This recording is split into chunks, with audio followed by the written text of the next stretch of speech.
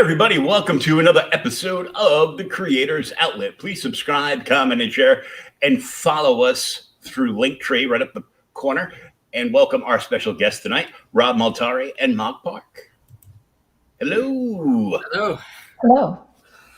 How's everything going? Oh, pretty good. Pretty good. Yeah, I saw the numbers. I go, not too shabby. It's doing all right, you know? Yeah. So, how about we get a little origin story from on each of you into the realm of comics and how you got here. Okay, Mog, do you want to go first? Or you want me to go first? I'll just go first. Mine's pretty brief. I do. I'm already a freelance illustrator. Hi, my name is Mog, and I'm a freelance illustrator. I work in pretty much everything, and I just came off doing commercial works and game designs. And then my husband is a huge comic book fan, and he kept on introducing me to comic art, and that's how I got into it. And then soon after I got off those commercial gigs, I started like a portfolio to do comic book art, and within, I would say, couple months later, I started getting work from lots of different creators, indie creators, and they were kind and gracious enough to offer me work, and that's how I got into comics. And then soon cover art. After doing that for a while, about a year or so, I say I met Rob, and I'm doing interior art as well now. Yeah, very good. So translation: I married a comic nerd, and here I am. Yeah. He even owned a comic book store. So I didn't know that. He was diehard. It's like I worked in one for since the age of 15 up until 2016. So Oh, nice. Yeah, I worked at one under when I was younger, before I turned 16, for a couple of years under the table. Just because I went to the shop all the time and I needed money for more comics, right? So I figured if I did work, I'd get more comics. That's smart. Well, but yeah. So like my origin story with comics is, so I'm dyslexic and ADHD, and when I was in elementary school, I struggled with learning to read, and so my mom kind of came up with the idea with giving me comic books to kind of help to incentivize me to try harder in school and to read. And my first set was a Batman Untold Legends or something along those lines. It was a 3-part series that came together with cassette tapes. And I know it well. So I listened to the cassette tapes that had the actors talking out the word bubbles in the narration. And I then was able to kind of put 2 and 2 and what the words were and kind of follow along that way along with the context of everything. So that's kind of like what got me started. But then what continued on was as if my grades improved and I behaved and I was doing better with my reading, I would get 3 comic books a week, my choice, from the newsstand or the local comic shop or wherever I was. If I saw a comic, I got 3 a week. And back then I think they were like between $1, like $1.50, in the early 90s, late 80s. And so that's kind of like where my love of comics started. And, fast forward to like junior high, I wanted to start doing fan fiction for X-Men and Wolverine because that was my favorite at the time. And from there, I sent fan fiction into Marvel. I got a very kind rejection letter saying, keep up the good work. They can't use my stories because their storylines are already so far in advance that it doesn't fit with their plans. But they did encourage me to keep up my work and writing and developing characters and stuff. So, for a 13-year-old, that just, Well, Todd McFarlane got a letter similar to that. So, my origin story into comics was, because I am much older than you, I was in high school when you first started getting your comics.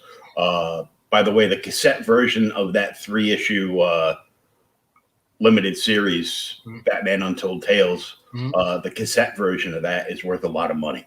Oh, and I still have them. So Probably they, not as mint as they could have been, though. yeah, if they were still sealed, they are a very hard to find item. Oh wow. They were 100% specialty item, and they released the book separate from that. I get the book separate from that. They also released it in the DC Digest format too. Oh. So you could get one of the digests with like all 3 stories in like one book. Okay. I used to like those when I was a kid because you can put them in, they'd fit in your back pocket and you can go riding your bike around. And when your friends left you for their cooler friends, you could sit on the hillside and read a comic. So Nice. I grew up in the 70s. There were no such thing as comic book stores anywhere, near where I grew up. I didn't find my first one till I was 15 that I ended up starting to work at. And then the owner realized that I was bunking school to go work at the shop to make more money for comics. He goes, "You can't be here till after 3." Okay. It didn't stop me from bunking school. But when I was little, comics were around the 25-cent mark when I first started getting them. And they went up to 35 cents, which I thought was outrageous. And look where we are today. Yeah, right. But every Sunday, my mother would walk up to the family-owned pharmacy up the top of the street, before CVS and Walgreens bought everybody out. And they had a spinner rack in the middle of the store. My mother would give me change from when she would buy her prescriptions and any other odds and ends that she needed there, because it was kind of like a 5 and dime pharmacy. And she would buy the newspaper so she could get the coupons, and I would get to read Spider-Man in color. And whatever change she had left within reason, she would give to me. And I could buy 1, maybe 2 comics a week if I behaved. If not, there was a big wooden spoon used to come off the wall, and I still think I might have a tattoo on me. But and I've been collecting ever since. Oh, Trish. Trish, how are you? Good to see you. What's up, Trish? One little story about Trish. Hey. Trish has been very, very good to me, and so is Mike, her husband. And Trish and Mike put together these nice little buttons for me. It says pack leader on it. Oh, nice. That is cool. Yeah, she actually made a logo of a button of my logo, and she sent me a DM, and she had done a bunch of logos. A couple for Pops Van Zandt and one for Mark V, who does the Sin Killer, and a couple other people. And I was just kind of honored that, she made a button of, my logo that my friend Andrew did for me. That is another comic creator, because, go figure. And, it was just, very cool.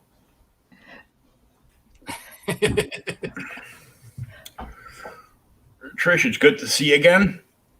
I actually had colorist Phil Leon on the other day, and he was showing off some pieces he did for Trish and Mike's book. So it was pretty nice. Cool. Yeah, I'm excited for when they get that out. A lot of us will be there to back it and help them along, because they've been doing that for us, for a long time now, and we can't do enough. So tell me where the idea came for Snowpaw. So Snowpaw actually, it's a standalone series, but it also is a prequel, if you will, to my Nightwolf series, my first series that I published. And she is the mentor of my character Nightwolf in the series, which takes place in modern times, the present, if you will. And nice. Okay, well. So with Nightwolf, like I said, she's the mentor. And then we kind of get to kind of go back in time with her series, her origin story, and which gives us a 200-year gap between the events of Nightwolf and her beginnings. So we get to see like from, how she turns in, how she goes from this young girl to, this 200-year-old werewolf, all the, trials and tribulations, heartache, everything, love, and all that fun stuff, goes through, as well as action, fighting, battling. And we'll also get to see more fantasy creatures back in this 19th century, whereas like in the modern present, there's not as many prevalent. And there's a reason for that. But the character of Snowpaw kind of came out of a love for the X-Men / New Mutants character, Wolfsbane. So I am a big Chris Claremont fan. I love his writing. I've followed him for a very long time, and I love his when he writes his Irish and his Scottish characters with the brogue into the. So like whenever I'm watching, reading Banshee talk to Moira McTaggart, or Wolfsbane talking, that's kind of like what influenced my writing for her.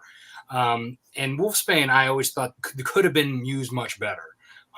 She was very meek and mild, or like very on the other extreme when she was tortured after the Genosha extinction agenda. So they never kind of, I felt, got her right. She could have been a better leading character, but they kind of like put her in different scenarios that just still made her the victim all the way through until even present day. Yeah. So I always kind of wanted her to be that more like stand-up, heroine-esque, strong lead that she could have been, but she never was. And so kind of like for going back to my X-Men fan fiction days, I wrote like a kind of a plot line where, it was around the time between when Wolverine lost his adamantium and got his adamantium back. So I wrote a storyline involving new characters that I created into a new team, because I got, whenever I read those, the teams getting together kind of thing, it gave me that, that's so awesome. So I kind of wanted to try and recreate that, as well as get his adamantium back. But one of the characters who ended up evolving into Nightwolf had a bit of an involvement with Wolfsbane, and kind of I put her a little bit more on that pedestal where I wanted her to be. So that whenever I got that kind rejection letter from Marvel, I decided, okay, well, now I'm going to rehash all these characters in my stories and everything, and I'm going to just totally take the ideas, scrap what obviously is, common and Marvel, and make, my own version of my own story, and kind of go from there. And so I kind of, I still wanted to have that strong female werewolf as like a mentor, as and I had to have that Scottish character in there. You know what I mean? Like I wanted to write that. So that's kind of how she became Nightwolf's mentor, and she had that Scottish accent to it. And then I kind of put a little backstory to her in the story, and from that backstory, that like it's simple conversation has turned into this and became a lot longer of a tale. Hey, Mobix. So yeah, it's kind of like like Rogue One was a conversation in Star Wars New Hope, and it became its own thing. Yeah, and was pretty much the best thing that they've done since the original 3. Yeah.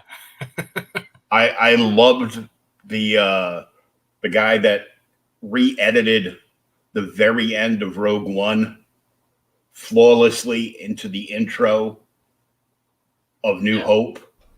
I'm like, I go, this, so cool. This is amazing. It gave me chills. This is so good, Going good. We're talking with Rob and Mog about Snowpaw #1. There is how many hours left? Oh, it's right there, 50. 50 hours. Yep. Yeah, almost. So yeah, two days almost on the dot. Yeah, it's getting down to the wire, and they're sitting at 19,802 out of a $10,000 goal, which we think in the last 24 to 48 hours will easily hit that 20K. Yep, there'll be there's plenty of stretch goals left to go. And I once that 48-hour mark hits, Kickstarter likes to send out those follower notifications. Oh, yeah. Oh, yeah.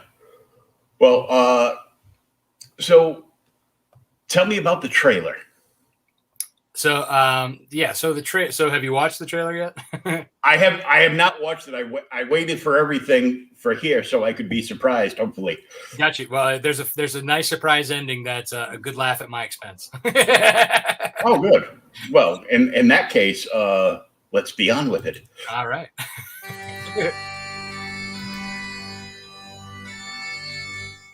In 19th century Scotland, a fierce heroine with an adventurous spirit nearly gives in to the social expectations of her time.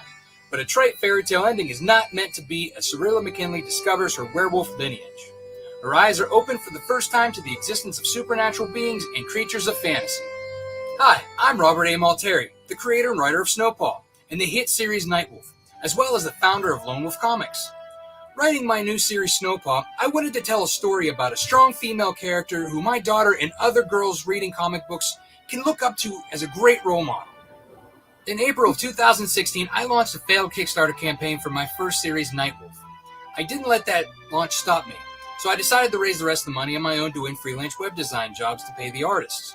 After self-publishing the first few issues of Nightwolf, I came back to Kickstarter in October 2019. Since then, I've ran 4 successfully overfunded campaigns for Nightwolf issues 3, 4, 5, and the Volume 1 trade paperback that collects the first 4 issues. And that's all thanks to my amazing backers that I refer to as my Wolf Pack. Now, I stand ready to publish Snowpaw Issue 1, which is 100% complete and ready to send off to the printers. That's why I've come back to pay for the printing and the rewards that you will receive for backing this project. I'd like to personally thank you in advance for backing this project and joining the Wolfpack. I'm extremely grateful for where I am now as a self-publisher and continuing to serialize new comic books for you to enjoy. There's no risk in backing this project since Snowpaw #1 is 100% print ready. And again, thank you for taking this creative journey with me. I appreciate it so much. Aye, so what are you waiting for? Take this journey with me back to 19th century Scotland and join the Wolf Pack today. It was going so well. I told you. That's good, though. That's really good. You were just dying to put on the kilt. I know.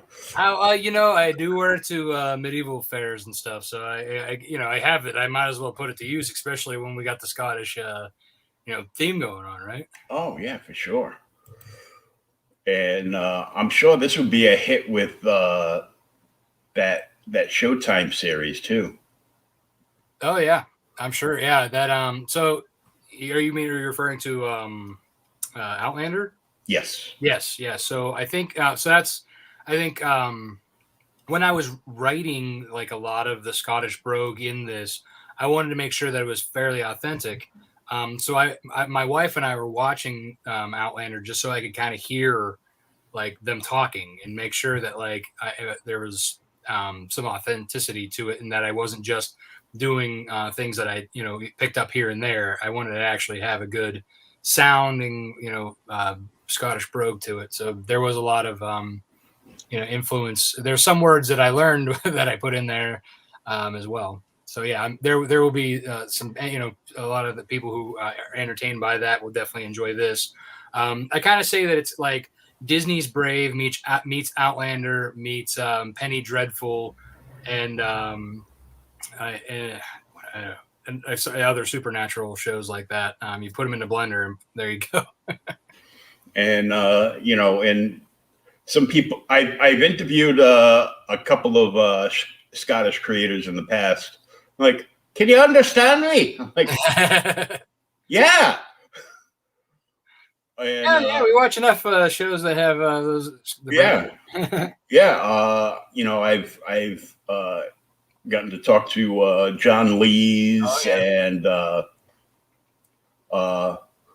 Wooly from Terrier Comics, who's got a very strong brogue, and an even better books. So it's always funny. He goes, He goes, I go, look, if I cannot understand you, I'll just I'll get some more scotch and we'll be fine. Yeah, I'm a big fan of John Lee's and his work with Comics Tribe. Yeah, he was dressed as he was dressed in horror costumes for like the last couple of days. Oh, I'm sure. But they weren't really horror costumes. He was wearing like, his high school gym shorts and like a yellow T-shirt with a Freddy mask and a machete. I'm like, I think I was more scared of the gym outfit than I was the machete. So, nice. So you obviously designed the entire page here. Mm-hmm. Yeah, so I'm a graphic and web designer, but for a full-time job. So that putting the graphics and stuff for me is second nature. Doing it, and but I couldn't do it without the amazing art by Mog and the rest of the team. Oh yeah, and you got Project Reload from Kickstarter, so that had to help. Oh yeah, that's always nice to see whenever you get that email.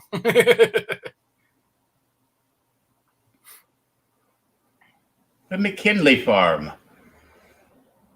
in the Scottish Highlands, 19th century. See, now you're gonna have me doing that. I know, right? Yeah, it's hard not to. Like when you're reading it, you want to say it too. Yeah. Like you should. Like when I was writing it, I was talking to myself a lot. I'm sure my wife was like, "What is going on in there?" My daughter will be hating me because all day tomorrow I'll be talking with a brogue. Would you shut up and talk normal? I go, oh, you mean the Boston accent? She'll just shake her head and walk away. I mean, these interiors look amazing too. Oh yeah, Mog and Bruna Costa are colorists. They made an amazing team together. Like the line art in itself is gorgeous, and then when you add Bruna's colors, it just like combined. It turned out so much better than what I could ever have imagined it to be. As Mog sits there in quiet. Just sitting there quietly. I just want to say thank you. Thank you so much for thinking that, yes. Just sitting there quietly drawing away. Oh man, this is just amazing. It's funny, every time I see anything with werewolves, I kind of giggle a little bit inside because Varian Grant over at Indiegogo is terrified of werewolves. Oh, yeah. He and I have had this conversation several times, and he backed my my last Kickstarter for Nightwolf 1 through 5, and he picked up all 5 issues as a catch-up tier, and I told him it was his immersion therapy. I know. I saw him open it up. He goes, before anybody says anything, stop. I had to buy this just for the box.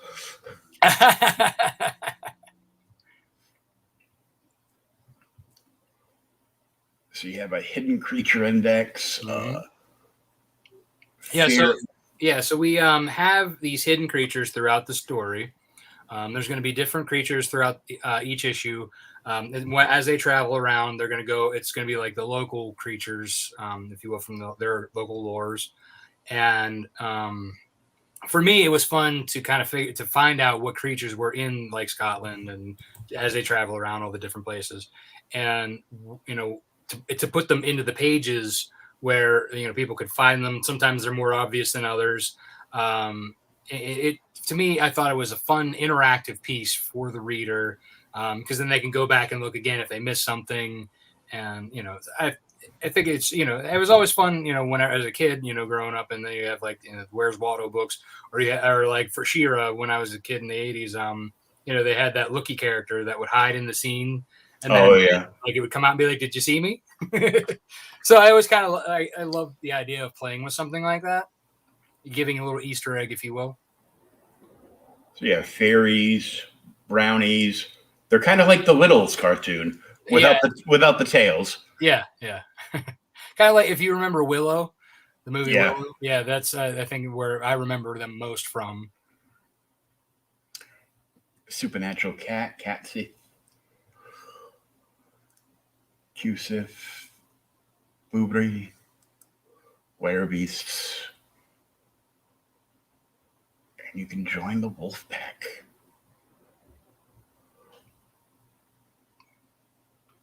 Here we go. Milestone Rewards. Oh yeah, so we have 10 unlocked milestone rewards. We're working towards the 11th. So you can for the first 4 are basically friends of mine who have allowed me to use their books as a freebie to give to all backers, digital and physical. They'll get a copy of the Boston Metaphysical Society, Ghost Goth Girl #1, The Secret of Willow Mist, and Robin issue #1. All kind of have a strong female lead theme going.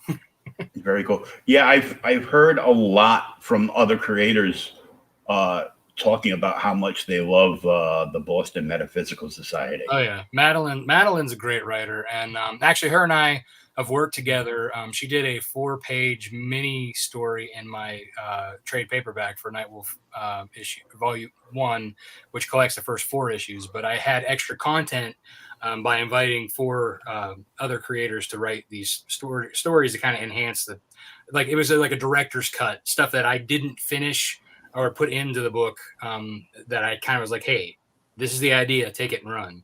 And she was one of those guest writers, and she's a very wonderful person and great writer. Yeah, I've actually been wanting to get my hands on a copy of that book because I'm 20 minutes from Boston, so. Oh, there you go. Well, then you might see me next summer at the Fan Expo. Oh yeah, I'm not a big fan of the Fan Expo.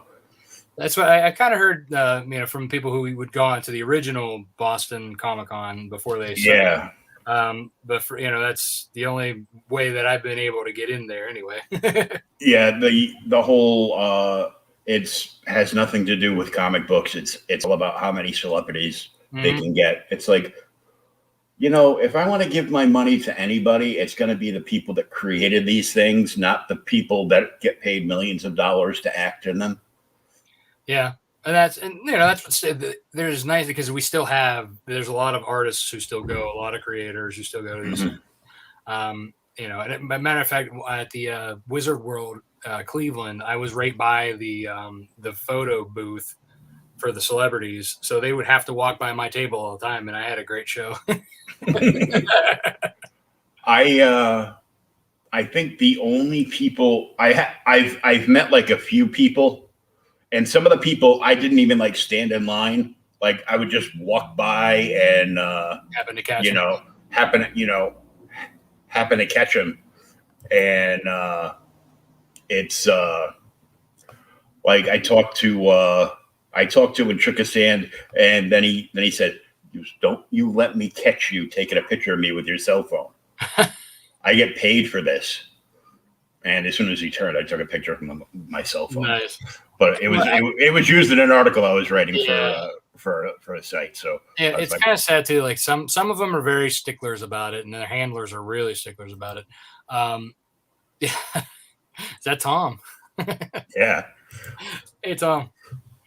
Yeah. But yeah, it is true. Like crowdfunding has I think helped us a lot more than in the same sense. I do love going to cons, and and they have been very helpful spreading the reach and pulling showing that the audience and for these crowdfunds help a lot.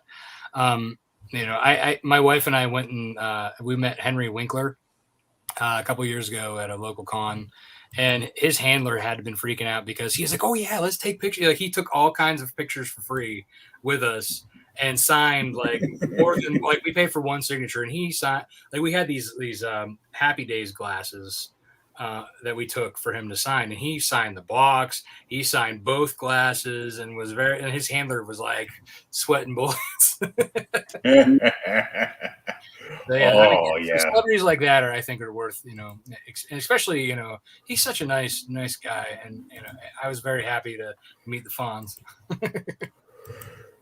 Yeah. I found that Lou Ferrigno was a lot nicer before he got called up to do all the like walk-on roles in the MCU. Mm-hmm. And then he got, all, yeah. because prior to that, you could bring anything to him, and he'd be glad to sign it and take pictures with you. Right. And now he wants $100 per picture. He'll sign anything for he'll sign anything that you buy off his table for like $35 because all the prints are like the same. But if you bring something in, it's an automatic $80 upcharge just to sign that like one thing. Oh, wow. And I'm like, you know what? I'm good without your signature. Thanks. Yeah. Wow. I've got a friend of mine, met him at a show years and years ago.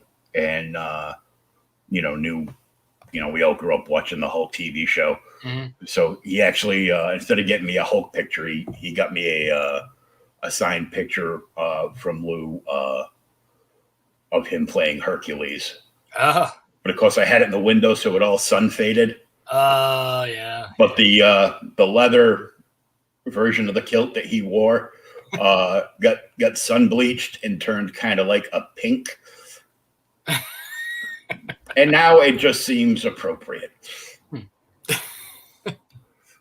Sorry, Lou, don't kill me. Next time he sees you at a con. Yeah. At his age, I'm pretty sure my motorized wheelchair can outrun him. So we also have the Snowpaw 2x6 bookmark. We have bookmarks, stickers, die-cut stickers, print. Yep. Grimfang. Yeah, he's the antagonist of the book. Yeah, so that's another sticker. Those are there's 3 that have been unlocked right now. So there's Snowpaw, there's Grimfang, and then there's the Werelion Aki Leo. Oh, there we are. Yeah, he just got unlocked today. Oh, very cool. I take it they don't look all this cute in the book. These are just kind of like those are the stickers. Yeah. Yeah. And there's another one to be unlocked at 700 and another one after that at 800. Mm-hmm. Hey, 2 more days. You never know. I mean, hey, that's why they're there, right? Hey. Right. So we're already in stretch goal territory as well. So we have the first stretch goal that got unlocked is it's a collection of metal covers for the Kickstarter. So it's a new thing that I guess that others have been playing around with. Fairy metal photography. What they do is they print out the cover on like a metal sheet and then they adhere it to the book. And it's CGC gradable and it's it comes out nice reflectant. So there's 25 each for each cover, and you can get and there's higher pledge tiers that you can get both the regular print version and the metal version of a cover. Okay. And then so the second one is the digital sketchbook of Mog Park for issue 1. So you'll get all of her gorgeous sketches and there's also, so she did 19 thumbnails for the cover that she did. And so that'll all be in there as well. And, a lot of great, amazing art that, that Mel told her not to throw away. And we also have, so nice. We just unlocked that one yesterday, which is this little minifig right here. Toys, wonderful toys. So that's been unlocked. So now we have 4 Lego figures total that you can pick up during this campaign. So you have the 2 humans and their werewolf versions. Oh, cool. That's Snowpaw human, Snowpaw werewolf. This is Nightwolf as a human and Nightwolf as the wolf. Oh, cool. Okay, so that's awesome right there. We have comics, we have shiny comics, we have digital comics, we have stickers, we have Lego figures. And there's still more unlocks to come. I like how you put everything in like the shape of the sword. Yeah, it's I try to keep it very branded, with everything. I had to look twice because I'm like, is there a sword? Oh no, that's just to show. Yeah, okay, I got it.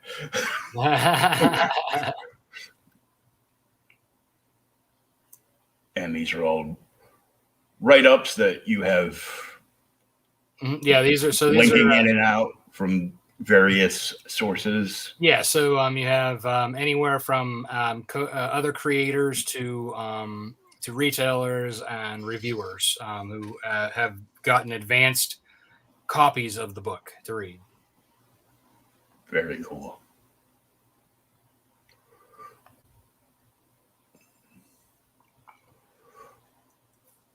So this is my wall of my wolf pack. So these are current wolf pack members who have gotten Nightwolf through either Comic-Con or through a Kickstarter or ordered through my website, and who've taken pictures or taken pictures with me, or for the books to kind of show, hey, they support their wolf pack and they're strong, and I had so many that I couldn't just, I didn't want to have just a giant wall, like, long.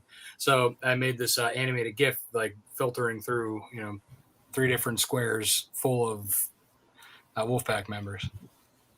Because you've got it like that. I love the girl trying to read the trade in the dark. Oh, I see a Chuck Pinot hiding in there. Yeah, that Chuck. Very cool. That's gonna be something fun, just for them to go to the next Kickstarter and be like, "Oh, I'm right there." Yeah. I'm sure, like, they're like, "Hey, I'm gonna take my picture just so I can be there." And I mean, I got excited because I did an unboxing for somebody's campaign. And they just launched about 2 weeks ago. And prior, he emailed me and asked me, "Hey, is it okay if I steal your unboxing of my last campaign to put on the continuation of that book?" Nice. On the thing, I go, "Yeah." Yeah, that's publicity for you too, right? Yeah, because that way, when I have them on, I can accidentally click that link. Oh, look, it's me. Yeah. Hey, I know that guy. And 5 digital edition,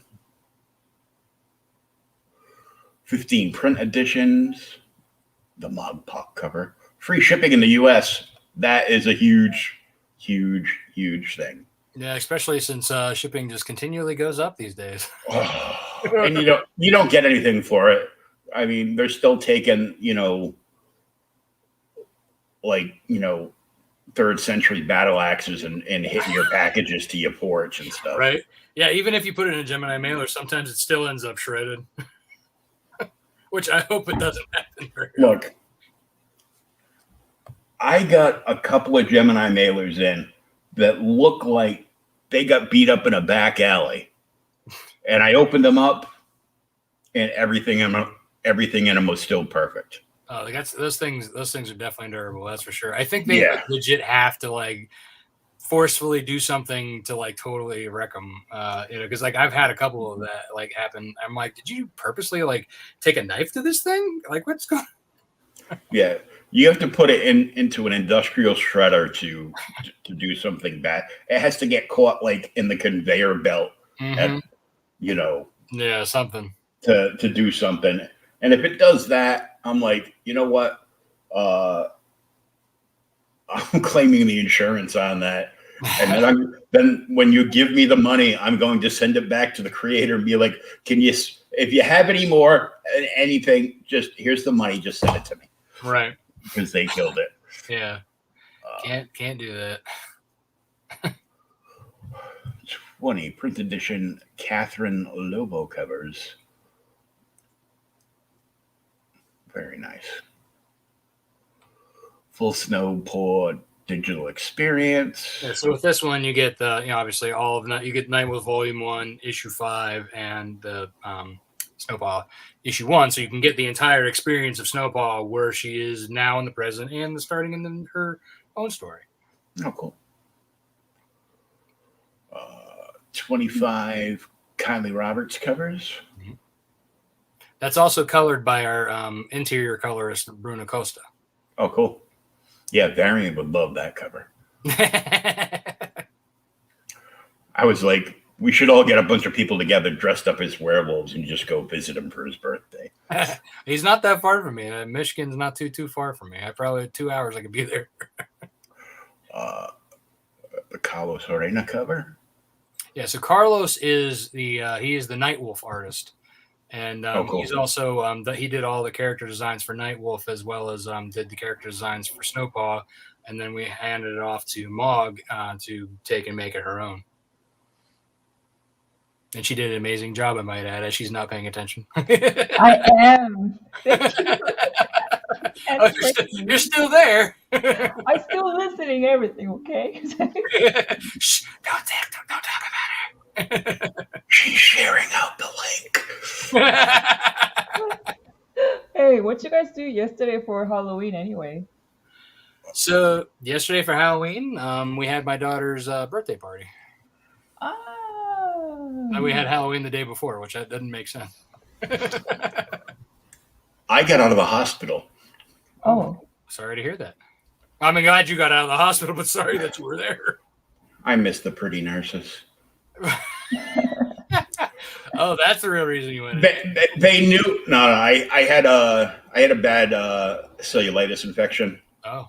So I was on antibiotic IV. And wow. They knew it was time to send me home when every time a nurse would come in, can I get you anything? And my response would be, your number? I'm like, Doc, he's got to go. No Florence Nightingale syndrome? No, I was hoping. One of them said I can come back and visit anytime. I'm like, okay. I'll take you up on that. I think the exact phrase is, I can come back and visit anytime as long as I bring tacos. I'm like, okay, but I can't guarantee any of them will make it there. Snowpaw figure looks awesome as White Wolf. Trish says you also always have amazing swag. Thank you. And what's your next convention, Rob? He has a winky face because he knows exactly what my next one is. So Tom and I are doing a con together this coming weekend in Akron, Ohio, and he and I are doing a panel together. Oh, what's the panel on? Well, what's funny is that he got the email, but I didn't. And then he told me, and I'm assuming it has something to do with indie comics. But it's my first panel, and I'm very happy that it's with him because, for me, that's one, being my first panel and doing it with an industry vet is an honor. You never know. It might just be, why do you write all of your lines in accent?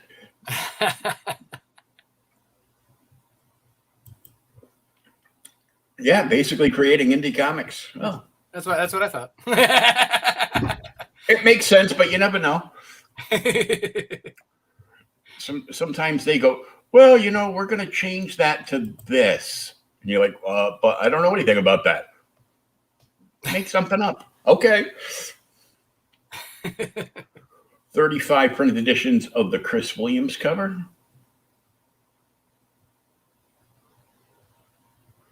40 print editions of. Okay, this is.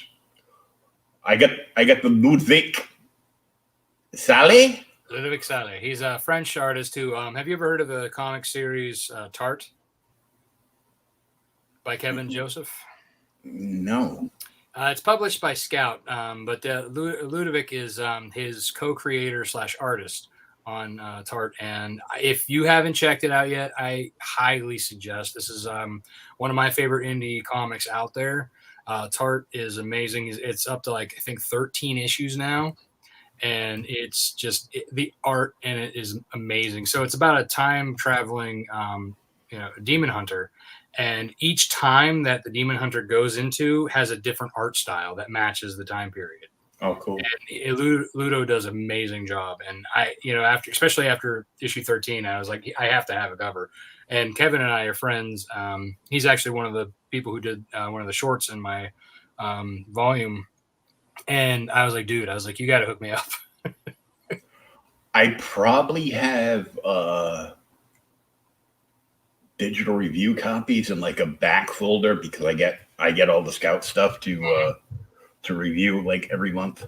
Yeah, I mean, you might, like I said, it's a TARP book that they put. So Kevin serializes it on Kickstarter, and then they publish it through TARP, or sorry, through Scout. And so it's one of their good. It's one of their great books. That and White Ash, the Electric Black. Those are all amazing. And now I'm enjoying the new one by Joseph Schmolke, the We Don't Kill Spiders. Yeah.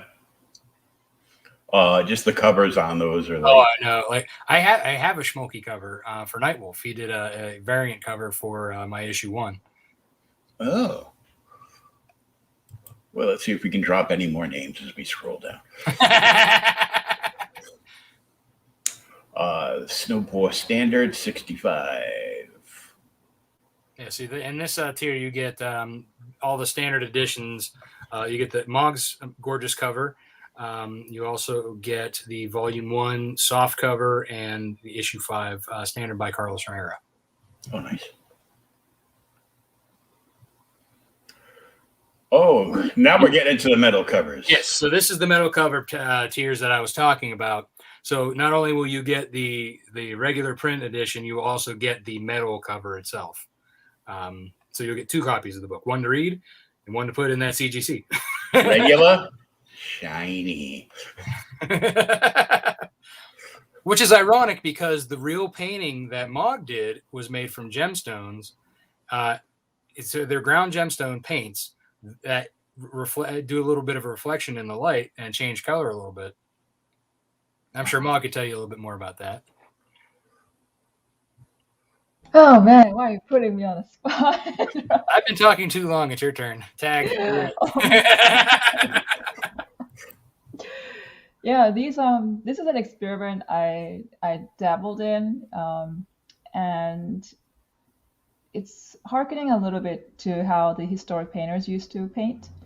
They used to make their own paints, and one of the most famous paintings that survive to this day, and the colors are just screaming blue or screaming yellow and gold and all of that, is one particular one. It starts with an L, but there were brothers in the medieval era, and they depicted a lot of the seasonal paintings as well as biblical illustrations, and it's amazing. And then I found out while I was studying the history that they actually ground gemstones, and of course they had their patrons were very rich. They were aristocrats. I think some of them, one time it used to be a king as well, so they had plenty of material to grind away, I guess. And yeah, I'm really into I'm really into paints and how they react in color, how they last, and all of that. And I'm just kind of a geek about it. I love the science aspect.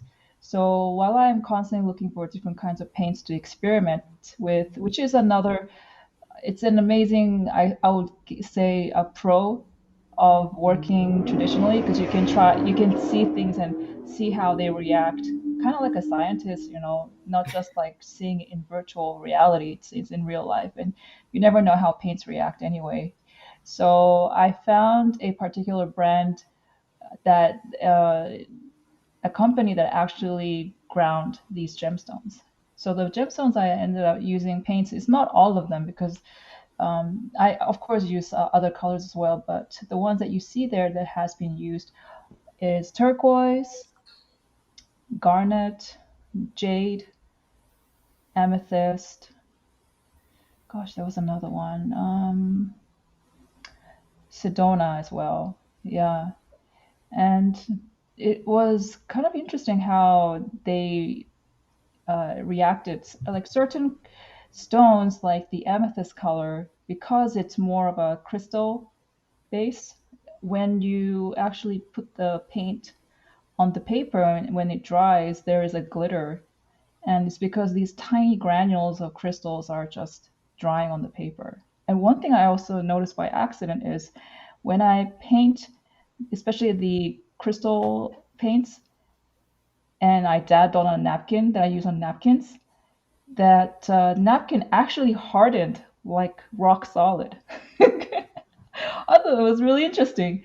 So I think sometimes the paint. Oh yeah, that's Sedona. Yeah, Sedona is, by the way, that paint is hard. What do you call it? Not mined in Sedona in America. Only one place on Earth. So I thought that was really cool.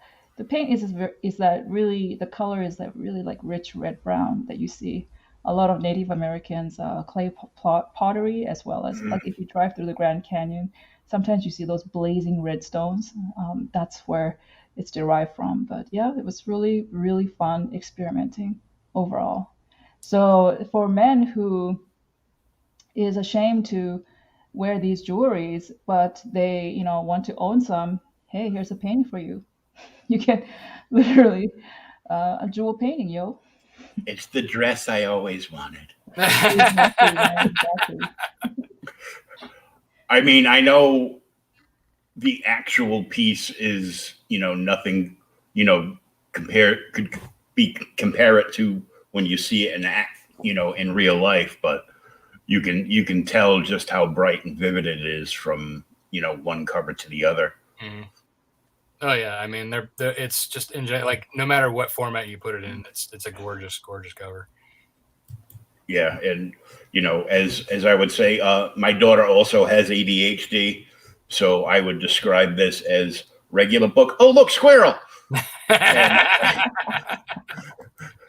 Yeah, that's about right. Yeah. and the middle cover for Catherine Lovo, and that just looks like it's glowing in the dark now.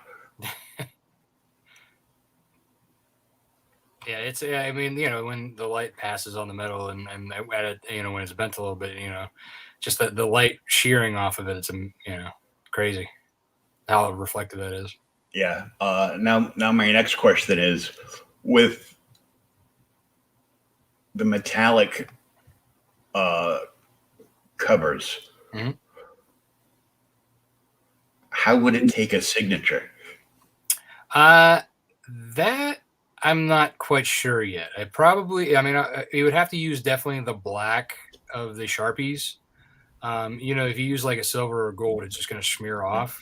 Mm-hmm. But you're definitely have to use a black and let that thing dry, like, before you get that CGC'd or put that away. I mean, you got to let that thing sit for a while, I'm sure. Yeah. I Or use would it be better off getting like a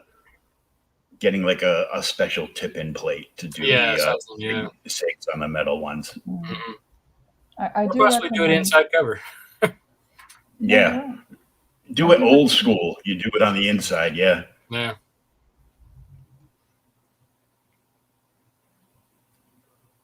And here's Carlos's cover. I just like the flow of this cover, like from the smoke and the fur. Mm-hmm. Yeah, he definitely hit the nail on the head when it came to like the like doing like the air in the Scottish Highlands, like how it's often like got that foggy haze and the wind blowing. I don't see any potatoes though. It was a famine. Oh, that's right. Oh man, I would have hated that. Well, that was during the time period where the farmers were leaving the highlands because of the potato famine, and because industry. That was during the industrial age. Everybody's moving to cities. So, little fun fact of my research while I was writing this book. And that's also why a certain actress in a certain TV show told them plant potatoes. Mm-hmm. Mm-hmm. It's true. It's true. And then she messed up that whole part of history. Totally. Chris Williams covers.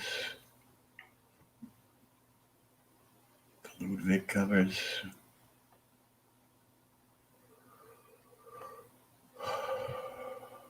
And the Chris Williams experience. Yeah, so this is so Chris Williams has been working with me on variant covers for quite a while now. He's done pretty much almost every issue of Nightwolf, except for like one or two. And so I thought that I had, because I had to pay homage to him, He did the cover for Snowpaw. He also did a Virgin variant for the trade paperback, as well as a great one for issue 5 of the Nightwolf. Very cool. And then, and I also have a good homage tier for my boy Carlos too. But that's after this. Print collection, all variant covers. Yes. So you get all 6 of the variants plus the sketch cover, which this is my first sketch cover. And I hear tale that Mog's commissions are closed, but you might be able to convince her to do a sketch cover. Yeah, for this, I my manager opened it up, so it's So guys, this is your chance, man.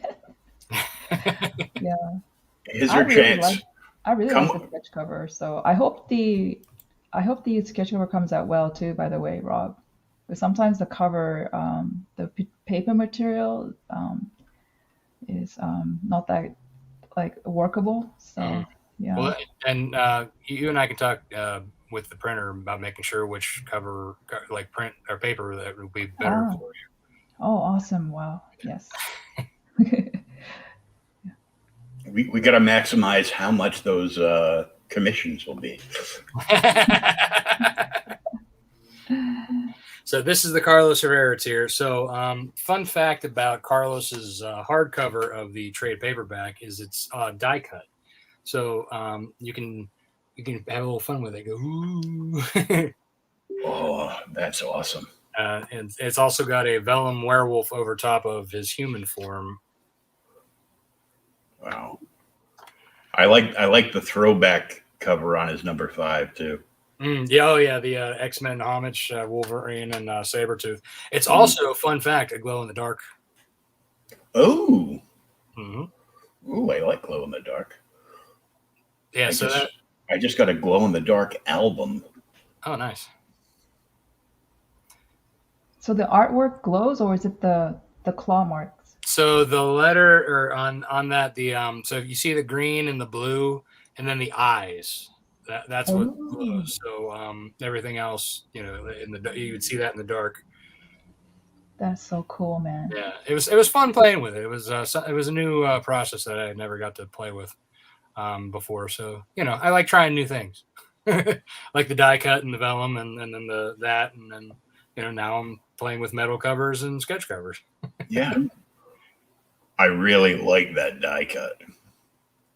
Yeah, it's a gorgeous piece. I mean, it's got there's so much to it. Like it even has like a spot UV on the logo, and then some of the stuff on the back as well. It's just amazing. Like, and it's solid too. I mean, you could take somebody and. Are you playing with your die cut cover? I am too. You mentioned it. I had to take it out. Yeah. So I mean, if you probably see a little bit of the reflection in the spot UV on the. Oh yeah. But it's also got a little bit of it on the back too. So some areas in here. Very cool. Yeah, it's an amazing piece, and I'm glad that I got to experiment with it. As a graphic designer, it was fun for me to do that because I don't get to do experimental print pieces very often. So when I get to get into that and play, it's like kid in a candy store. And for $155, you have the retailer starter kit. Yes. So that's you can get every single standard edition of the single issues for Nightwolf and Snowpaw, as well as a couple editions of the soft cover and the hardcover for your shop. Mm-hmm. Yeah. Oh, for my shop. Oh, okay. Oh, for anyone's shop. If anybody wants a starter shop, there you go. There's a good starter kit. I've been known to buy retailer tiers now and then. There you go. Oh, here we go into the swag. Swag. The Wolfpack Omega member tier. That's right. Okay. So when you get with that, you get the hoodie, the beanie, you get the one of the t-shirts. Either you have your choice. So if you're a lady out there and you prefer the ladies cut tee, you can get that instead of the usual unisex. which I usually offer. But my printer, basically it's the same price for me either way. So whichever one I order, with the same numbers, it doesn't matter. So that's why I was able to figure out that I could do one or both for the, whoever wants to get it at whatever cut size that they want. Which is awesome because, this is the first time I've offered ladies cut tees before and get to experiment with that. You always got to play with something new. Yeah, exactly. I mean, you got to keep it interesting, keep it, give the people what they want, right? So with that, you also get all of the covers as well for Snowpaw, and you get labeled as an Omega member tier of the Wolfpack. So these are all the standard covers available. Those are So those are all the regular print variants. Yeah, and the sketch cover that you can contact Mog on later. That's right. And of course, digital edition. That way you can read it on your tablet, and after you get these all signed at a show coming to a state near you very soon, you can get them all CGC'd afterwards. That's right. Especially if the CGC is there, it makes it quicker. Yeah. Yeah, that's the only good thing about a show. Like if you got CGC or CBCS there, then it just saves you half the price. My only beef with CGC is I found that I actually have a minty fresh copy of New Mutants 98. Oh. I didn't even know I was collecting it. I think I started buying them because my friend was buying them and he was telling me how good the series was. Yeah. So I found it in a box, like 3 issues in a row. I don't have 3 copies.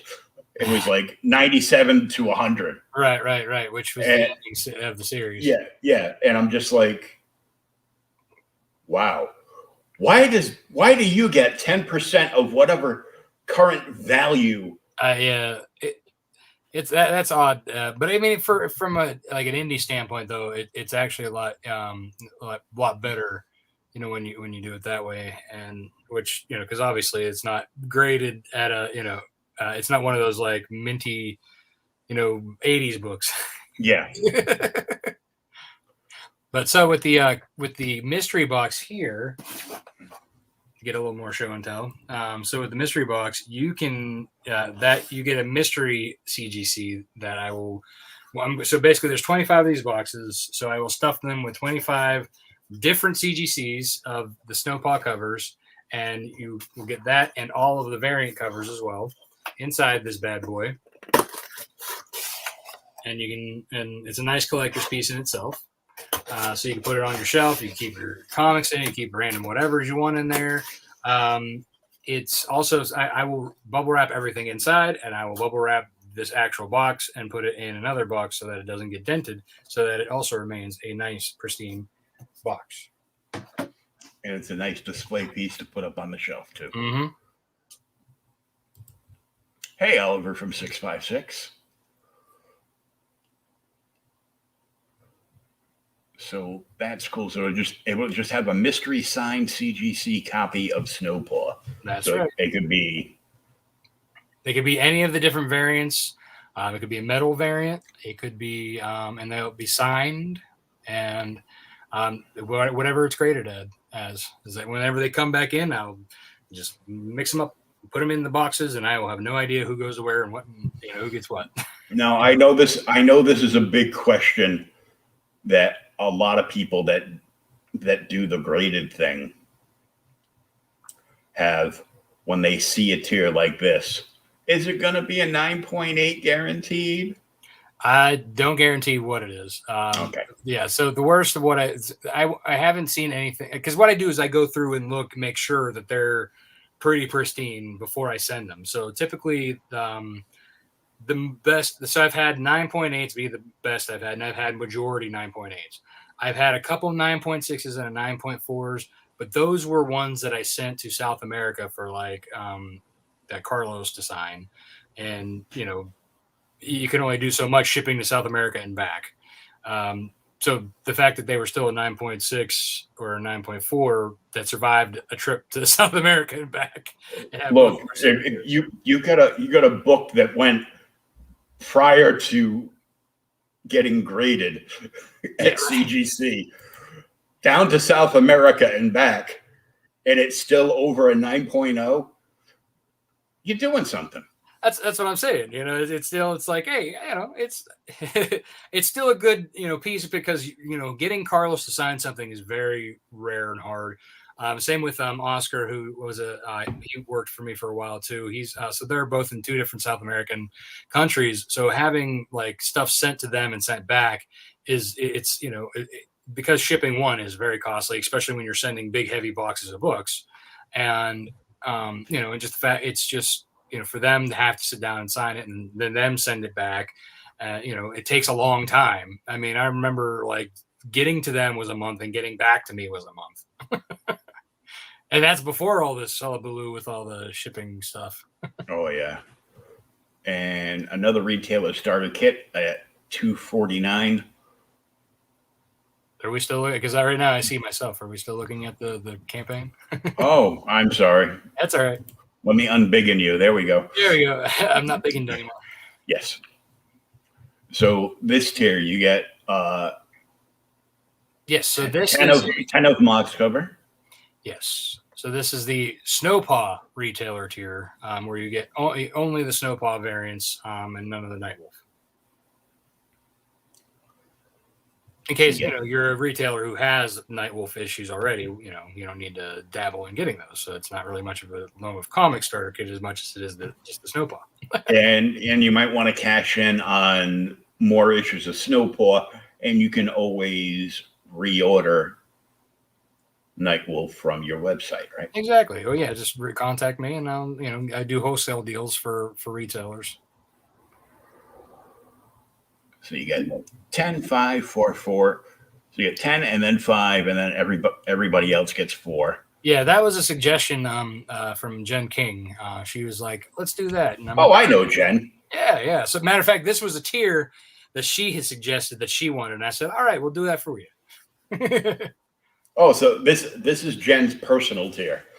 Well, it's not. Well, yes, it's personally suggested by Jen, and anybody else can jump on it too. Yeah, so you two can be a space cadet. Wah, wah. I actually get my my bad idea books from Jen. Oh, nice.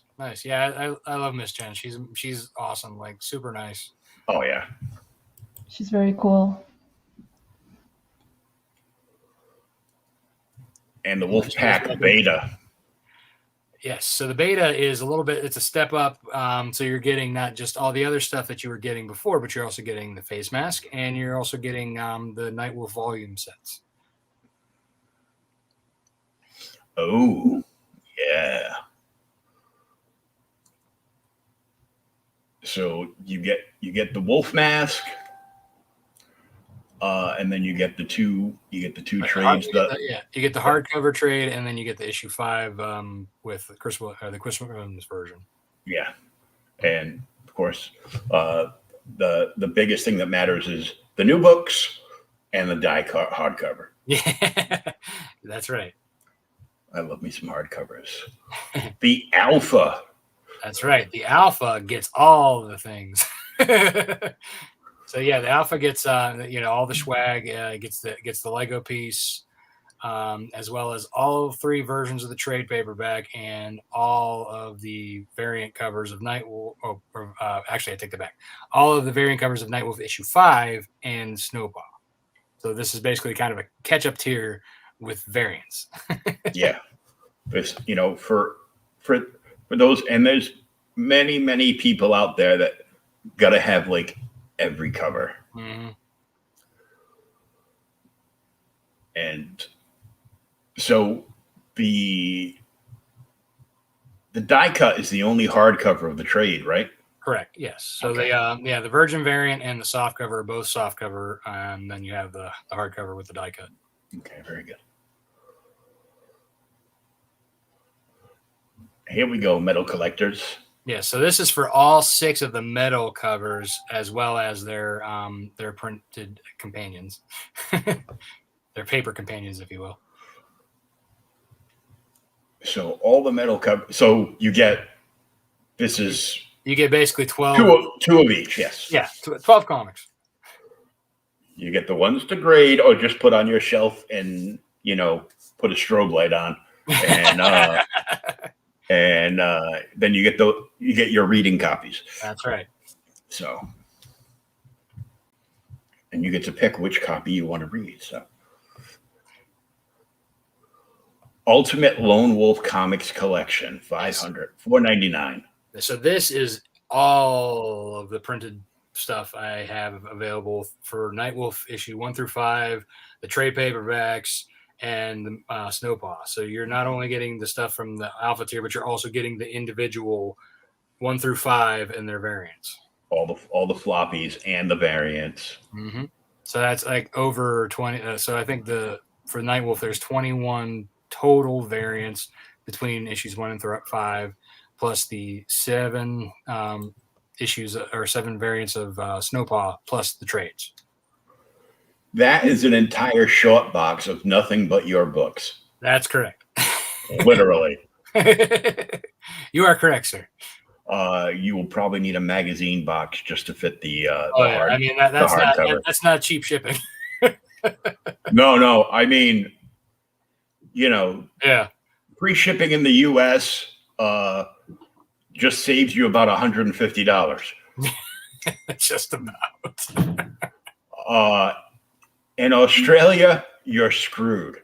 Sorry. I know they just reopened up Australia, but I know Rini that just did her first chapter of Fiendish.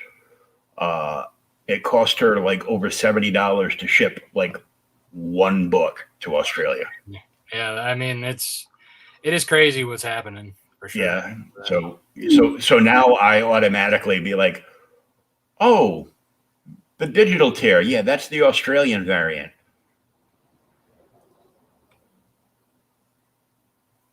Because it's the only one that's affordable there. Yeah. So then we have the retailer custom Carlos Herrera cover. Yeah, so what this is that Carlos will customize a shop owner wants to put their logo on the cover and has input on what to draw for their cover. It'll be 100 copies just for their shop. Nobody else gets that. So $749. That covers the art, that covers shipping, the shipping's free in US, but that covers the printing, and then so that will go to them directly from the printer. Wow, that is like so cheap. That is like super cheap. Yeah, because I want to make sure that it's affordable too for the retail shops, and that they get and that because the more they sell these, the more it helps us too. Yeah, because they'll get an exclusive they'll get like 100 exclusives for their shop, and they'll definitely make their money back on that. Oh yeah, and it's an original. It's not just. Here's a variant we did, but your shop gets that variant and nobody else gets it. You're getting a custom cover with your input. That's right. With your input, specifically your cash input. We'll get you that custom cover, but still, that's wow. That is definitely priced to sell. And you can get drawn in as a character. That's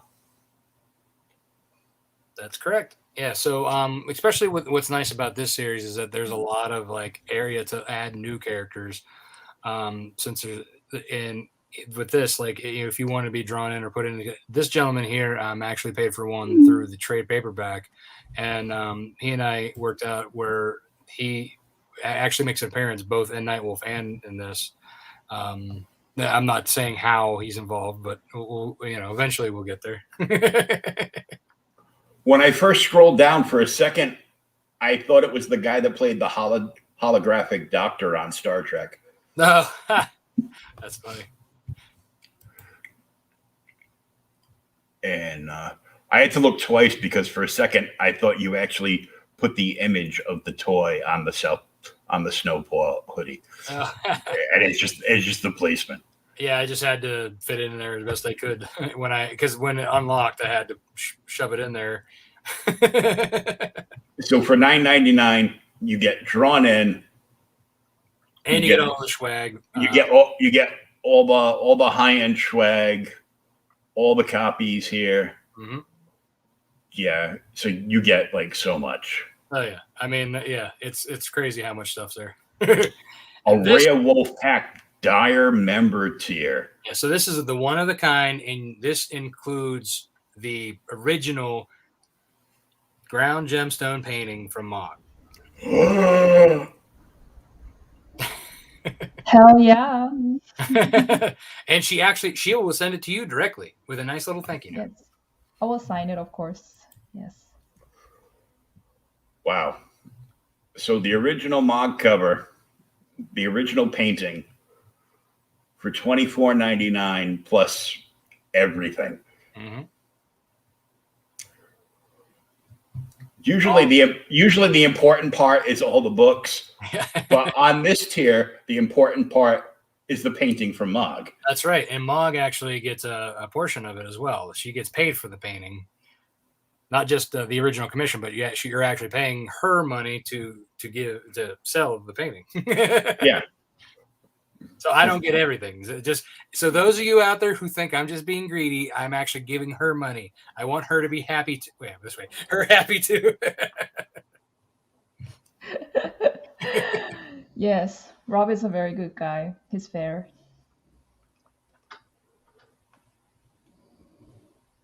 So yeah, that's wow. So buy the painting off of Mog, and Rob will give you all this stuff. Yes, Mog will you buy this, Mog will give you the painting, and I'll give you all the swag.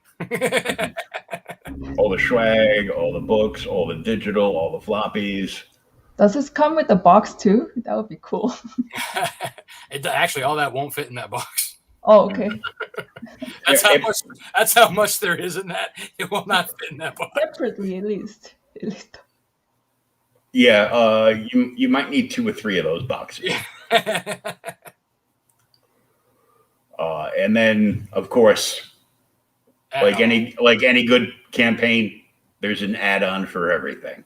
That's right. So, well, not everything, most things. So well, I do the majority of things. So I do have. So what I do is I'll put some stuff up there for Kickstarter add-ons, but most of the majority of the add-ons will be through BackerKit during the survey. Mm-hmm. One because the add-ons are a new thing through Kickstarter. They're not quite polished yet, whereas they're a lot easier to manage and maintain through BackerKit. So there'll be 300 additional sketch covers available at $10. Yep. Nightwolf Volume 1 trade paperback, the die cut cover for $50. Mm-hmm. The soft cover for $30, and the Virgin variant cover for $40. Yep. Volume 1 book plate. Yes, so that is actually, so this is another thing that I had sent to Carlos to sign, and then he sent it back to me, and I signed it as well, which I actually have the box right here with me. So you can see, so if you, so this is the book plate, and you can put that in the book, so it's signed by me and Carlos, and it's numbered. And there's only 80. Well, there's less than 80 now, but when I started this one, there's 80 of them left out of the 200. Oh, very good.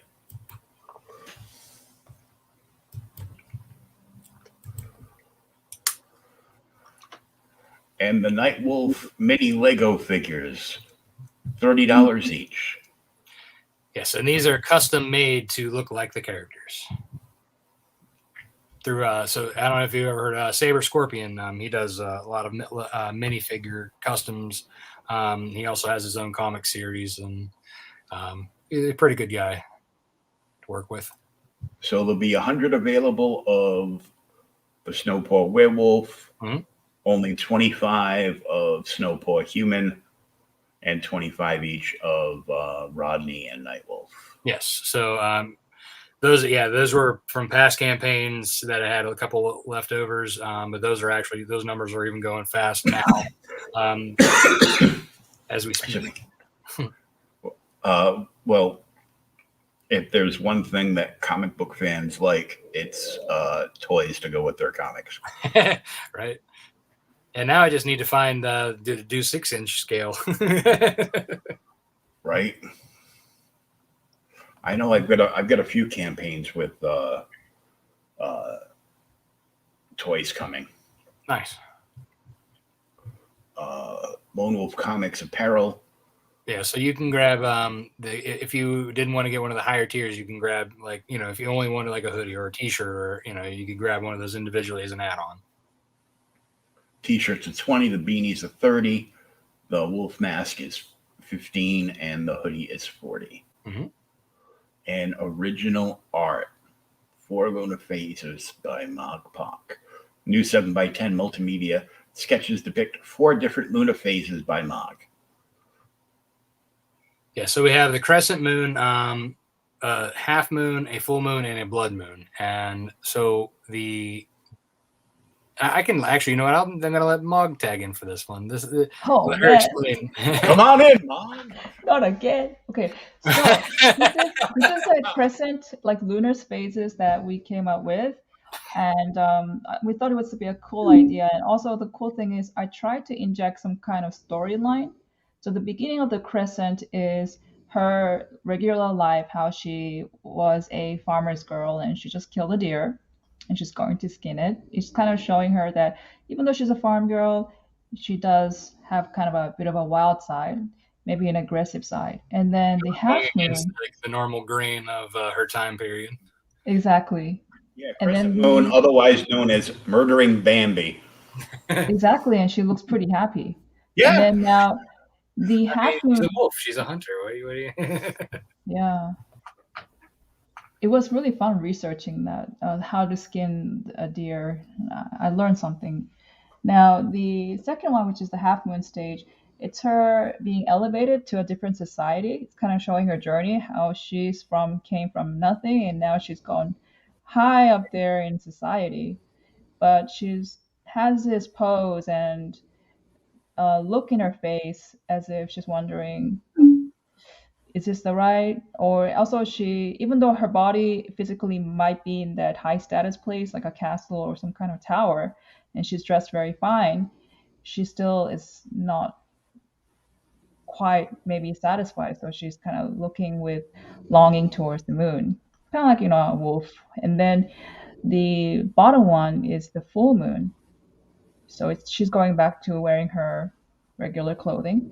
Now she's going into the woods towards the moon, which is saying, I'm going this path, which is the path of the not traveled. And you'll see she doesn't even know what's going there. And then those characters around her, there's even a fairy, is all the Scottish mythical creatures. So they're actually not a benevolent creature. They're pretty malevolent.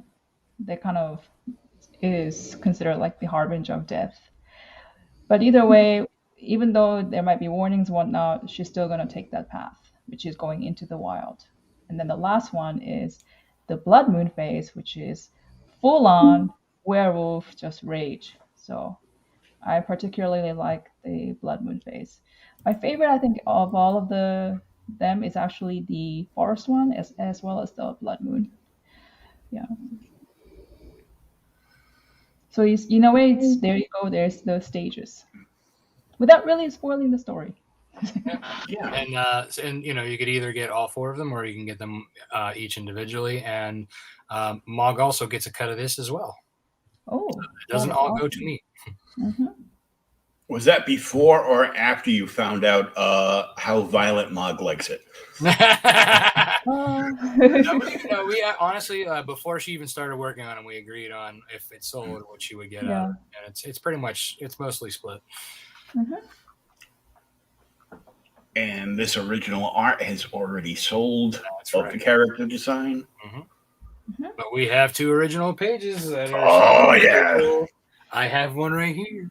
Dun, dun, dun. This is a key scene where that's the main character's arch enemy, first appearance ever. And yes, and also another major characters such as Silvermane and Achilleo. Yes. So that page is very significant because they're first appearances of everything. And then the other page is it's a very detailed interior page of her regular norm life, kind of like I would say the first 5 pages. Mm-hmm. It's one of the first 5, so it's also important there as well. And look at her, she's showing her true strength right there, just shouldering a huge stag that she just probably killed. And that's not normal, guys. Think about that. Yeah, this is showing, but even before she knows that she's a werewolf, that she has some sort of natural strength and kind of a hunter's instinct. Mm-hmm. And only $300 a page. Yeah. Very nice. Get to see some of the line work before it was colored. Mm-hmm. Oh yeah, and that's all. She did those all by hand, and like I said, I have them right here, and I have them in they're in the clear plastic protectors, so that and it comes with that as well. So that way, when it's mailed, it'll be protected in between cardboard, so that it's even more protected. I tell you what, I had a lot of fun doing the interior design for the farmhouse. It was really, really fun. I enjoyed that. Oh, I know. The detail that she put into it is crazy amazing. Yeah. Thank you. It's like it literally takes you back in time because I've gone to like a lot of like, history spots around New England where they, they'll put up like an entire settlement, for the pilgrims at the seaport, and everybody's dressed in costume and playing their period roles, and they've got everything, down to a T, like inside and outside the houses, and it's just amazing. That sounds amazing. Yeah. And, that was then, and this is now, and apparently up in Maine, they're voting on whether or not people in Maine have the right to grow and eat their own food. Oh, that is bizarre. Yeah. That should be a thing. That's just wrong. Yeah. And there's a picture of Smiley Rob. that'll haunt you later on tonight. Well, would you call that the 6 o'clock shadow? I don't know. I always forget the time. That one, no, that's just trimmed. Like I keep it fairly trimmed, so that it doesn't keep getting too long. Yeah. Besides, it's No Shave November right now, so. Oh, awesome, man! That's great. That works out best for people like me that are too lazy to shave. Yeah, also for women, they don't have to shave. You know what? It's November. Braid your legs. It's cold out. And of course, right on the page for Lone Wolf Comics for the campaign is the website, the Facebook link, the Twitter link, the Instagram link. Mm-hmm. So you can follow them everywhere on social media. There's Mog right next to the cover, which you can buy the original painting for. Hint, hint. Made of gemstones. Yeah, those are 11 by 17s. So And there's that's even pretty a big. video of Mog. Oh, don't play it. It's okay. Yeah. Oh man, not even that. See, Jesus Christ. I wasn't going to, I but when said, you said don't play it, She ran away. okay, we won't play it. thank you. I'm gonna go live as soon as this is done, just to play that video though. No. Bruno Costa, the colorist. My last name is Costa. I keep saying Salas for some reason. Yeah. Dave Lentz. Oh, I know Dave. Yeah, Dave's a good guy. He He's worked on just about everybody's books. He has, yeah. Dave should do all the things. So a funny story there is like I usually do all the lettering for Nightwolf, and I thought, I'm kind of was like in the middle of doing fulfillment and stuff for the Nightwolf campaign while trying to get this ready.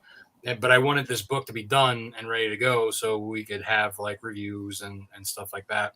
And plus, I like having the book 100% done before launching a Kickstarter. And so I was asking friends, I'm like, who do you suggest? This is, hard for me letting go of the lettering and giving to somebody. And several friends had referred to Dave and, reached out, and he said, yeah, sure, I'll do it. And like, he was so quick about it too. Like he did it so good and it was so fast. It blew my mind how quickly he got it done. Oh yeah. He's been doing a whole bunch of lettering for lots and lots of Mindy campaigns, mm-hmm. and publishers too. So it's just he's all over the place. Oh, I know. It's amazing, like how he even finds the time, because I know he has a family and a job. Yeah, he's the Flash of lettering. It's true, and it's gorgeous too. Like everything he does. Like I rarely had to correct the style or anything. If anything, it was just a matter of like the editor later come and be like, oh, I missed a few things here because of the brogue.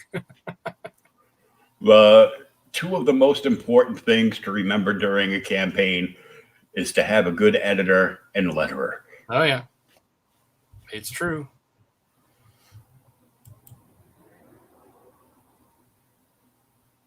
And we have Carlos.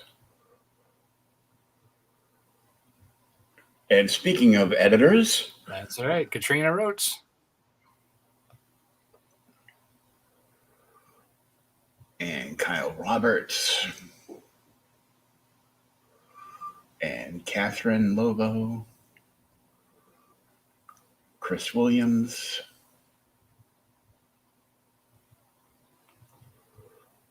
Ludwig Sally.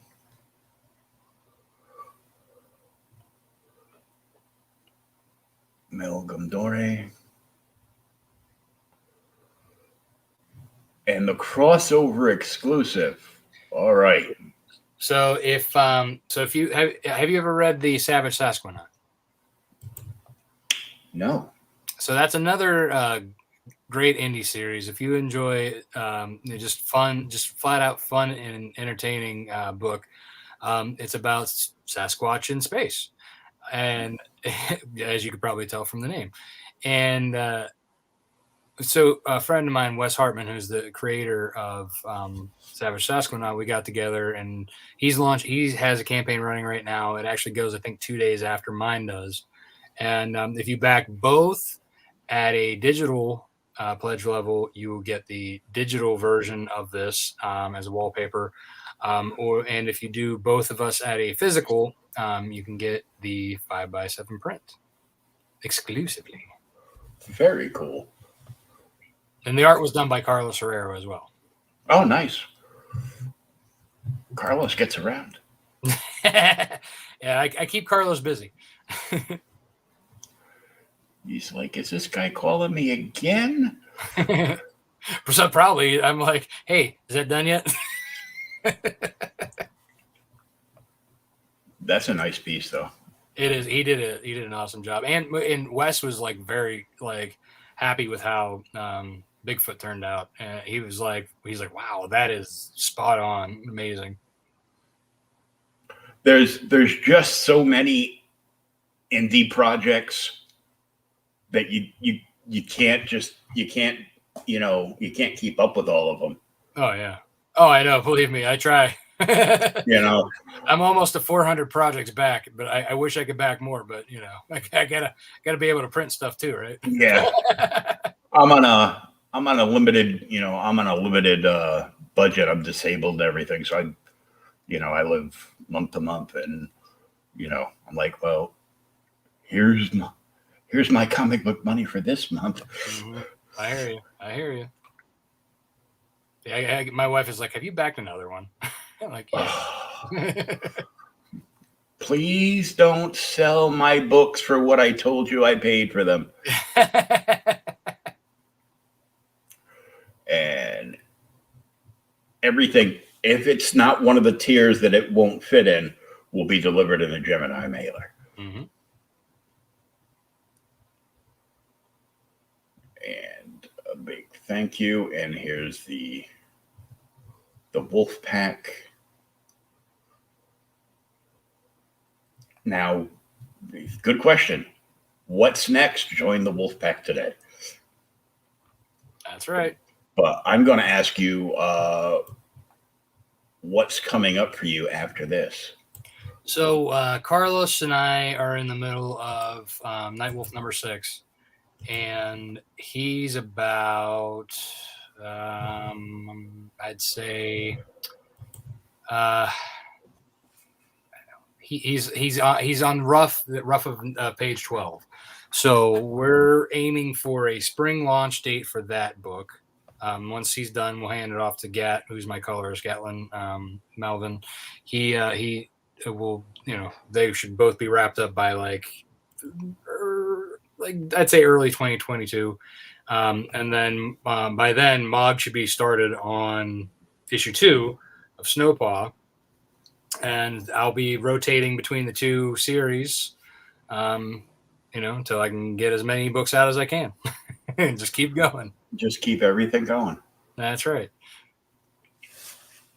So this is doing well, and we're down to 49 hours left. So if you haven't backed this book now, please back it. You're almost out of time. So hurry up and back this book, and also share out the campaign.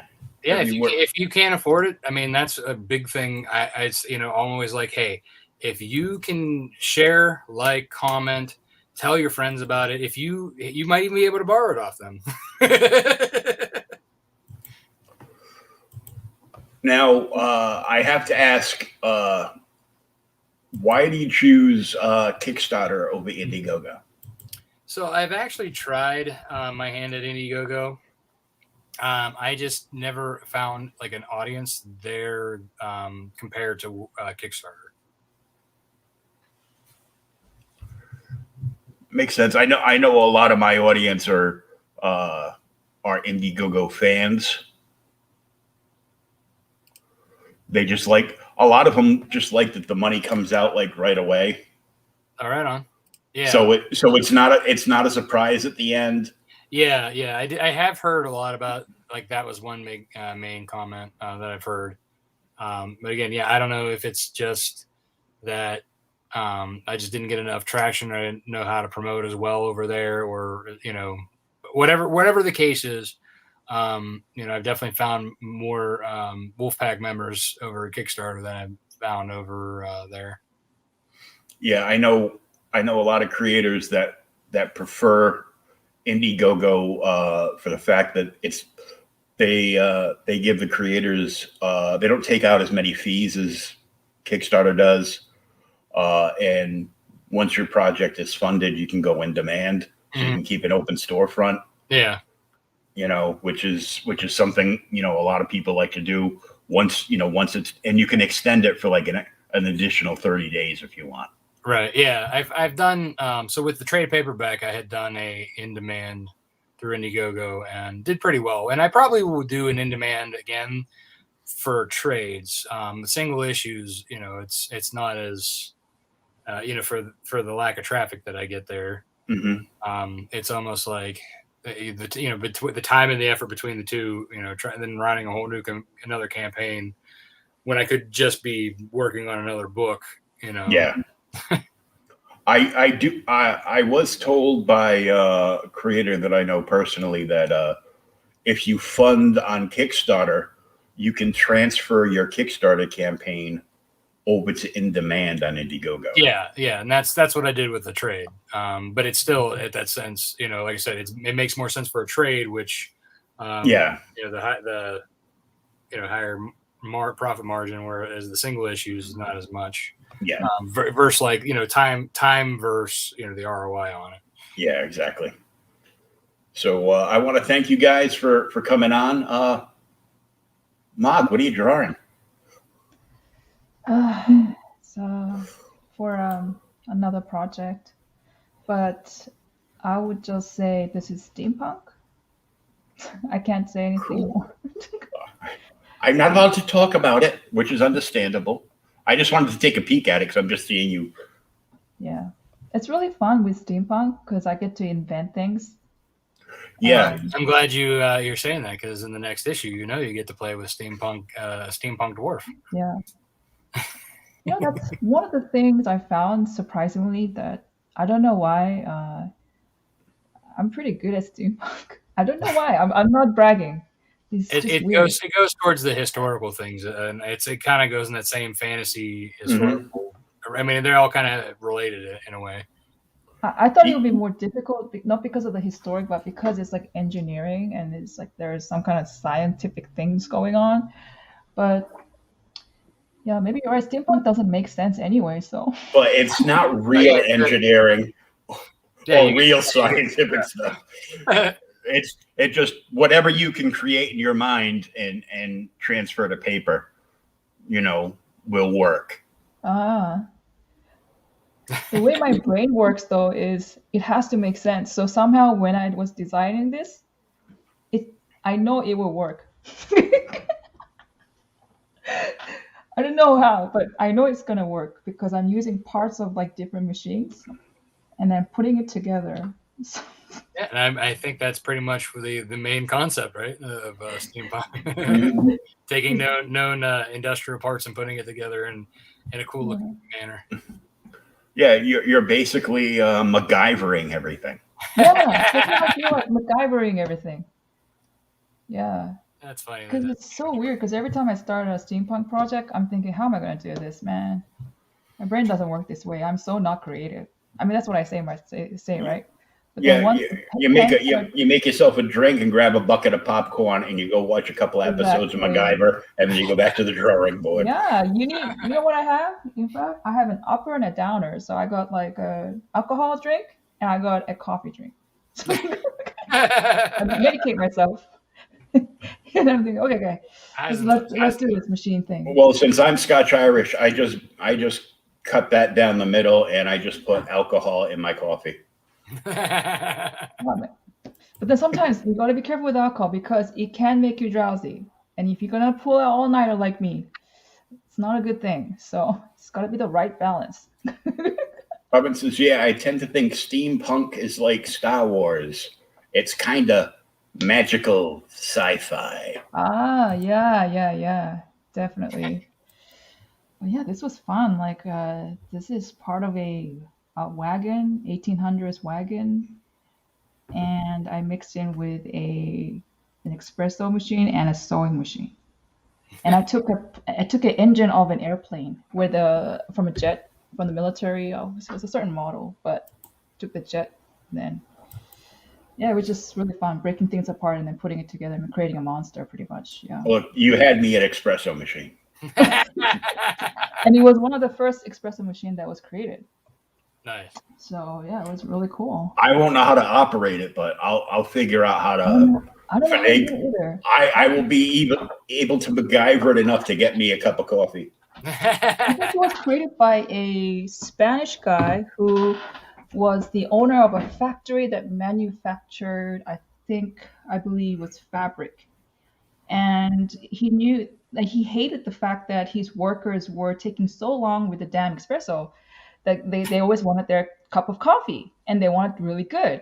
And he kept timing their breaks. And then to make the espresso and everything was just way too slow. So he got mad, and then he created an invention from part of the steam machines, and he hog patched it up and said, "Here, I made a machine. Here's your coffee. Get your cup. Go." And then that's how he started. Yeah, it's just so cool. But he just didn't mean to make money off of it. He just made it so his workers can hurry up and get back to work. So yes, Yeah, it's a very interesting story. guys are costing me time. Get away from the coffee machine. Exactly. But they loved it. They're like, "Whoa, this tastes so good." And that's how it started with the espresso machine. Yeah, I had like a double it when I was like, I think I was like 17. I had like a double espresso before I was working a music festival one year, and I was wired for like 5 hours. Hmm. But then I crashed and passed out in the middle of the parking lot. But Okay. I just want to say though, fun fact about espressos. I went to a coffee farm, and they gave me a whole tour, and they said that actually espresso does not have much caffeine as you think. In fact, it has less caffeine than a That cup makes of sense. coffee because it's mainly steam and foam and all that. So they so many commonly people think, "Oh, give me a shot of espresso," but actually it's not giving you that caffeine jolt. If you want a real caffeine jolt, they're saying just get the drip coffee. That's where you get the caffeine. It makes sense, right? Or you Rob? get the French press, you get a lot better. Yeah. yeah, I'll take my coffee any way I can get it. Exactly. That's why I have like right here. I got an upper right here. It's this big, it's longer than my face, and my downer right here. But I'm almost done with this, so yes. It's almost coffee time. Yeah, man. Dun, dun, dun. They're See, self-regulating myself. now you know why she was getting upset. She was getting called on in class. Anyways, thank you so much for having us on your show. Really Yes, thank appreciate you. it, Will. Yeah, thanks guys for coming on, and this will be downloaded, and the audio will be uploaded to my podcast platform. And as soon as I get the notification that it's cleared all the bells and whistles, because it takes time to go from my platform to all the other places like Right.